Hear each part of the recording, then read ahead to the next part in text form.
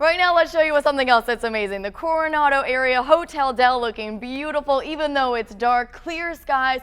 It's a bit cool. You might want to grab that jacket as you're heading in or have that extra cup of coffee because it's a cold morning, but boy, it won't last that way for long. I am smiling ear to ear. I'm so excited for the weather this afternoon. So we have to get through the 40s and the 30s we're seeing first before we get that warm up. Temperatures up to 13 degrees colder than yesterday morning.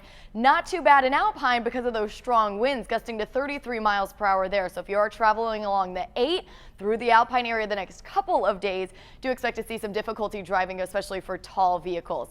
The reason for the warmth, we have high pressure pushing the jet stream and all that cold air that we've been seeing well up into Canada. That storm system that we saw on Monday is wreaking havoc as far as severe weather goes as it swings across the Midwest and then on off to the east. So San Diego weather returns today. Temperature 6 to 12 degrees warmer than yesterday, and we are going to be warming up into the end of the work week. If you live in the mountains or the foothills, it will be gusty at times. Even tomorrow, we'll see some gusts all the way out to the coastline, reach up to 25 miles per hour. A few areas along the coastline reaching 70 today, but we're averaging 73, 72 Thursday and Friday. A little cooler, but still pretty nice through the weekend. There is a slight chance for a few light showers coming through Sunday evening, mainly out of an enhanced marine layer that we're going to be seeing.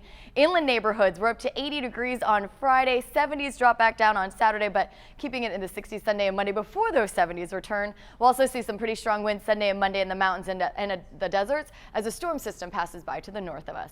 Kalina?